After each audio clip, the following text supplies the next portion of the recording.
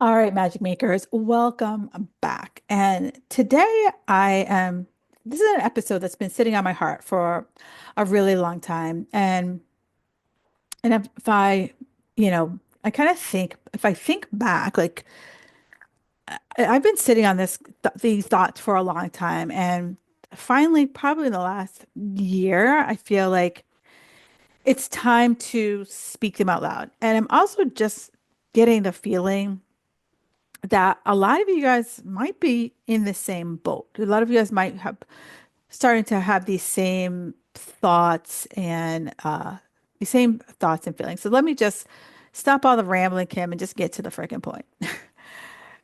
So for me, for a while, for a long time, busy meant I was successful, right? I was successful. I was winning. And busy meant felt like the adult version of getting a Birkin bag, right?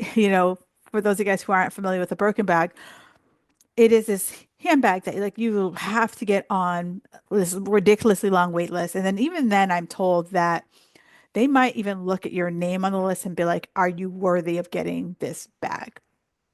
And so back, when I had my corporate job, I used to sneak out in the middle of the day to get my eyebrows done. And I thought that was like, this is what women of leisure do. They get their eyebrows waxed on a random Tuesday at 2 o'clock in the afternoon. Because back then it was all about proving. Like I had to work twice as hard as everyone to be taken seriously. I had to be the first in, last out. And if my Fitbit or my Aura ring wasn't giving me 1,000 steps by sunrise, was I even on my way to being successful? And I wore busy like a badge, and I really sucked as a Girl Scout and story for another day. But it was like proof. Being busy for me was proof that I mattered, proof I was ambitious, proof that I was doing life right, proof that I was like on my way to God knows where I was trying to on my way to. And meanwhile, I'd see these women who truly on a random Tuesday were just living their lives, meeting friends for lunch, sitting outside, reading a book. I used to work at an office building in Cambridge, and there was this like green patch in between the big buildings. And this woman, every day at lunchtime, she would pull out her lawn chair, literally lawn chair in the middle of like this is in Kendall Square. In the middle of Kendall Square, she would pull out her lawn chair and lay there like in the middle of the day. And I was like, girl, here I am, like, giving myself 15 minutes to run down, get a sandwich, and run back to my office. And you're like, sorry, I lost my earpiece. You're out there like tanning yourself, like, girl. And so my first thought was like, must be nice in the most snarkiest tone. And like that kind of life belonged to other people, right? Not hardworking people, not responsible people, not women who had goals. And, call me Judgy McJudgy, but I was a Judgy McJudgy. And so for those newer, for those of you who are newer here, I recently moved to Boston after, oh, sorry, I don't live in Boston anymore. I recently left Boston and I moved to Jupiter, Florida. Now, I want to be clear. I loved living in Boston, like truly. Like I remember going there in high school and being on the red line, going over the Longfellow Bridge and just being like, yes, this is like where I want to live. Like, it had nothing to do with like the winning sports teams. It was just like the city had a vibe and I just wanted to grab it with both hands. But the Boston winters have become like the Arctic Circle for me. And this year I felt myself like really becoming a hermit. And I would like not like on purpose. And I remember years ago, my mother-in-law would talk about how if a snowstorm was coming, she's like, all right, I got to get all the things done before the snowstorm because I might not be leaving my house for a few days. And I was like, you know what? That's not how I want to live my life. I don't want to live my life that I can't leave my house because it's cold out. I can't leave my house because it's icy out and I might fall. And, last October, I started my 15 minutes walking thing every single day. And this was It felt amazing, and I really got used to that. And then this year, I stopped doing it because we had those start two back to back, like 30 inches of snow, and like people didn't do a good job shoveling. And so, like, I was like a freaking billy goat walking outside, and I just was like, you know what? This is not how I want to live my life, right? I don't want to be out there in the dark and freezing and leaving my house voluntarily, like hard pass. So I found myself like just leaving my house to teach a class, to run errands, and immediately I was running back inside my house. And then like one day, like I caught myself and I was like, is this how I really want to live my life? And my life had become just productive, right? Very scheduled, very efficient, very routine. But was I enjoying it? Or was it just more about checking the boxes? And it's funny how like, I've worked from home for years. For the last, gosh, 15 years, I've worked from home. I have not had a traditional corporate job, but I still treated it like I had a corporate job. I guess I was the boss and my boss was a biatch, right? I had lunch at my desk. I was inhaling food between calls. Like everything was rushed. Like everything was still very scheduled, just like I was in corporate. And then during COVID, Philip started to work from home and he got weirdly committed to us sitting down and having lunch at the kitchen table every single day. And like every morning he would be like, what time for lunch? And like this was like a real lunch, like plates, like a whole conversation. And I remember probably like a few months in, I remember overhearing him on the phone. He said, one of the best parts of my day is when I get to sit down and have lunch with Kim. And I was like, really? And I was like, for so long, it was like uncomfortable. Like I was just like, shoulders up to my ears, like uncomfortable, like sitting there and having lunch and kind of like looking at the clock, like, how quickly can we get this done? And I just was like, pausing, but like, why was like sitting down for like 30 minutes in the middle of the day that I controlled my time? Why did it feel like something was wrong? Right. And then it clicked. Like the problem wasn't my schedule, it was my conditioning. Right. For like the past 10 years, I've been talking to you guys about the flip-flop life, talking to anyone who would hear me about the flip-flop life. And I really thought it meant like a location, like, wearing flip-flops in January versus like wearing snow boots. But the longer I've been sitting with it and like, what does it truly mean? It means more than I realized. It means permission, right? Permission to live differently, permission to stop being the doer, permission to decide that the whole point of being healthy isn't to micromanage every little bite and to suck the fun out of your social life, to suck the fun out of life, to like really have your world revolve around your health and fitness. It's about how do you build a life that you actually enjoy?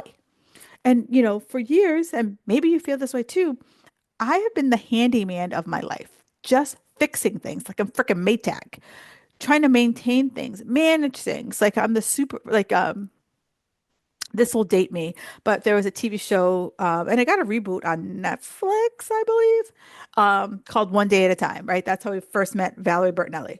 And if you haven't seen her on the Drew Barrymore show, I have fallen back in love with her. Anywho, I digress. So I became the Schneider of my life, right? I was acting like the handyman, I was just fixing things. I was maintaining things. I was managing things, always on call for whatever fire was coming on in my life or someone else's life that you came to me to help you fix. And so I know I had this original, invisible, that's the word I was looking for. I had this invisible rule book that I was following, and it came from decades, right? Decades of conditioning. And us Gen X ladies, we were taught that worth was output, right? Because it's like we grew up that we took care of things in our house. For I grew up with a single mom, and so like came home from school and I had a list of things I had to do to get dinner ready, before she came home. I had to do laundry, like so we like didn't come home from school like kids do today and kind of hang out. We had a list that we had to do, and we were conditioned that rest was lazy, that enjoyment was something you did. Like here are the things that you have to do before I could sit down and watch TV. And if I think about it, like I don't think I ever saw my grandmother sit down till I was like 30. And so it's taken me a long time, and maybe you listening are like, oh, I got to think on that too, to realize that like everything was never done, right? There will always be something on your list. I remember um, people at work would come to me and they'd be like, "Ugh, I'm so bored. I've done everything I'm supposed to do." And I was like, I have never been in any job I've ever had. I've never been bored because I've always saw something else that I could do, you know, saw something that like, oh, okay, I can do this, I can do this, I can do this. But I can't ever say I've ever been like bored. I was like, I want to be bored at work. But I feel like I've always had that kind of job that people have always just like thrown more shit on my plate, probably than should have been on my plate. But, you know, that's a story for another day. And so as I've been thinking lately, you know, just kind of expanding, like, okay, this whole move has just brought up all the feelings. But I've been thinking about, you know, I've been working in the fitness space for almost 20 years. And I remember this one client, she came to me to lose weight. Like most of women come to me to lose weight. And in about 3 months, she said something of working together. She said something to me that I've never forgotten. And she said, you know, I don't think I ever actually believed I was allowed to feel good. Not thin, not a size, just good. And then it hit me because most of the transformations that my clients have had over the years, yeah, sure, absolutely. I've helped them lose weight. Sure, I've absolutely helped them win national titles and pro cards. Absolutely, I've done that. But the thing that I think is my greatest superpower, the greatest thing that like I like want to be known for is that I really help women to stop blowing themselves off and realize there's always one small step, right? Because again, conditioning, not you, just how the diet industry raised us, how our parents raised us, was that there was always like something, you know, I had to check all the boxes on my list. And if I didn't check all the boxes on my list, was I worthy enough to sit down? Was I worthy enough to like read a chapter in a book? Was I, and not be for like self-help or growth or whatever, just to be like, hey, have you read the latest Emily Henry book? Right? That wasn't a possibility until I had all the things done on my list. And so the women that work with me, right, start to finally realize that I can rest and I know I'm working on this without this guilt spiral, without this like one more thing and I'll sit down, one more thing and I'll do that, right? So the women who stop abandoning themselves on the hard weeks, going from 0 to like 100 every single Monday. And I, sure, I wasn't just teaching them how to lose weight. I was teaching them how to stop blowing themselves off. I was teaching them how to stop disappearing on themselves. And again, I'm working on this as well. But every single woman that I'm about to introduce you to, every single woman that I've worked with kind of fall into these four buckets. And I want you to kind of listen through to all four of these. And I will say, I have been all four of these women. Sometimes I'm for all four of these women at the same time. But maybe one of these kind of like kind of is like, ooh, yeah, that's me. That's me for sure. So, first person, you're exhausted chronically. You get 7 hours of sleep, but somehow you're like, somehow I need another nap. And you know, you somehow say to yourself, your whole life is like productivity Jenga. One wrong move and like everything's going to collapse. You keep saying once things calm down, and you know, we all know when does that actually ever happen? You treat rest like it's something that you earn. You turn a day off into a giant to-do list, you know, from sun up to sundown. You haven't taken a deep breath since Christina Yang was on Grey's Anatomy. And if that is you, you are a Brenda. And I'm going to give you a challenge. Your challenge, set a timer for 10 minutes and sit down. No agenda, no phone, just no list, just sit. And I'll give you a bone. You can go for a walk, but no devices. No devices. Just go for a walk. And if that sounds ridiculously simple or holy shit, I can't do it anyways, and report back to me. Now, maybe you are this person. Fun? What the hell is that? Everything has to be practical, efficient, useful. Somewhere along the line, you stopped asking yourself, would this make me happy? Would this bring me joy? Or you keep asking, is this productive? Is this something else I can check off on my to-do list? You tell yourself, pickleball, someday someone talks about a dance class, someday a girls trip, someday, and your list is starting to look like your kid's Christmas letter. And life is going on while you're color coding your calendar, waiting for things to slow down so you can finally schedule in some fun. If that sounds like you are a Tammy. And your challenge, I want you to pick one thing on your someday list, one thing that actually sounds fun and follow through on it. And now I'm not saying like if your someday list is you want to like go, hike the Andy Inca Trail. I think that's what it's called, the Inca Trail. How about you say, okay, how long you Google how long is the Inca Trail and you go to the gym and you walk for 10 minutes on the treadmill. Or if you said you wanted to ever learn how to play pickleball, you Google pickleball courts in your area, right? Just look one small step towards whatever it is that's on your someday list. Now, the third personality here, this one feels a little personal because for 6 years, I had weekly Zillow listings emailed to me.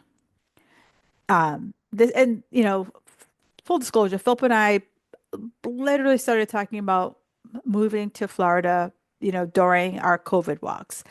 But, it was someday, someday. I had 6 years of research and spreadsheets and neighborhoods and school districts for kids I don't even have. And, I had 47 tabs open, and maybe you're the person who has all the paint colors and all the paint chips from Benjamin Moore, the the Pinterest capsule wardrobe that you're going to build someday, that dream trip to Italy, and a hobby that you're definitely going to start next month.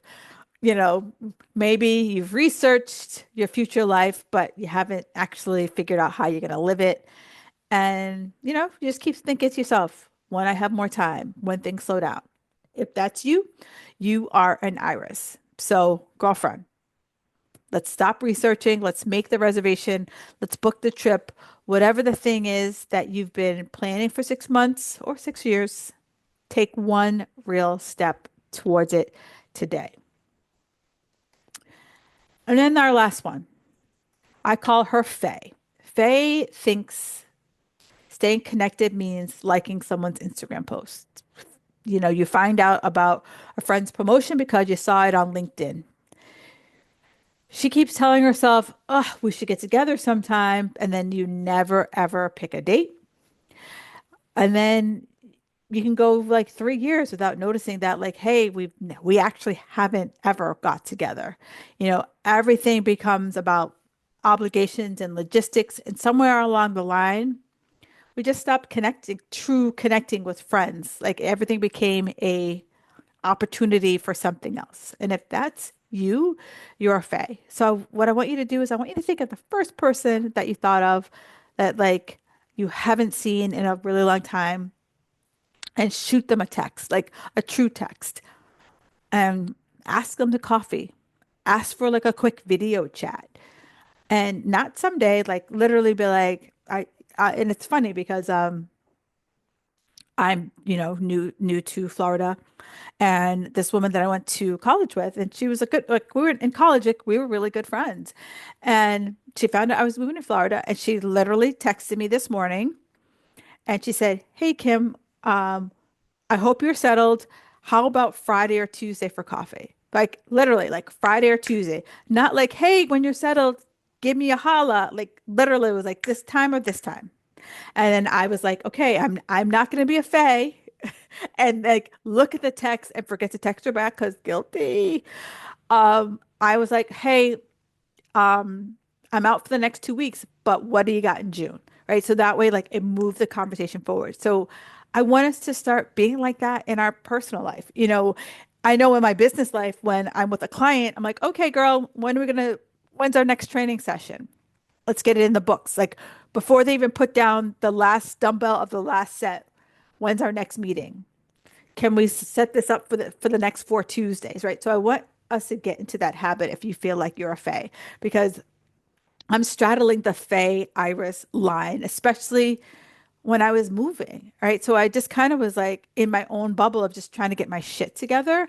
And my friends gave me the space, right? They're like, Kim will call us when she's ready, right? And I want you all to feel that. Like, sure, your friend will always call you when they're ready, but what if you were that friend, right? And I want to say that I was guilty that like I was so heads down of like hitting my date to get my shit out of my house that I should have been a little bit more, built in a little bit more fun in that time. So, how did this all land for you? Right? Because when I think about this flip-flop era that I'm entering, right? It's not about earning, it's not about earning my rights. It's not about earning to feel good, earning my workout, burning off food. It's my life, right? And I want to talk more about that. I want to talk more about like how does life flow now and start living it, right? Because I think and it's in a sad way. And I don't want to be a Debbie Downer, but this is kind of like lots of things have kind of pointed me in the direction like we have to change. Not in a dramatic way, not in a like go dye your hair pink kind of way, but sadly, so my mother's neighbor, um, from and they were one of the first people they met when they moved to Florida over 20 years ago. And he his wife had a long battle of cancer and she died. Just found a new love, right? And moved in together, doing all the things, and then he got sick. And I don't want to look back and say I waited. I waited, I waited, I waited, I waited. I want you to not have to wait for this like big life change, right? For there to be this diagnosis or friend's diagnosis or retirement. I want you to be like, what can I do? Like, and it doesn't have to be cataclysmic. Like, what can I do to make me feel good?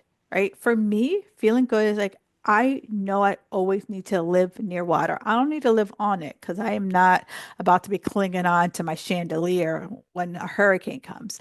But I know that when I walk by water, I see water, I am a very different person. And so, like, what's that for you? Like, some people are like, oh, like I'm all about like being in the city and I just feel the heartbeat and all of that. Some people, it's being with animals. Some people, it's just being out in nature. Decide like what it is that brings you joy and give yourself permission to have that joy and to not like miss your life, not have like something cataclysmic happened for you to say, I need to start enjoying my life, right? So we're not waiting for everything to be perfect. We're not waiting for everything to be handled. We're not waiting for everything to be done on my to-do list. Because, girlfriend, you will miss your whole damn life. So even if you have to rewind, what kind of woman are you, right? Are you the Brenda? Are you the Tammy? Are you an Iris? Are you a Faye? And if you're like, I still don't know, or I could be all of the above, because I know I've been all of the above, sometimes all at the same time. I've written a quiz and it's called What Part of Your Life Are You Blowing Off? And it's going to tell you exactly what area do you need to focus your attention on first. The link is in the show notes, but if you're not a DM or if you're not a link in the show notes, you could do me a favor and you can DM me on Instagram or Facebook and send me the words flip flop and I will send the quiz straight to you. Because maybe this chapter isn't about becoming somebody new, but maybe finally coming back to yourself. Like kind of being like, you know what? I've been feeling like something is off, and now being able to say, this is what it was. This is what made me off. All right, magic makers, I will talk to you next week. Until then, enjoy your life.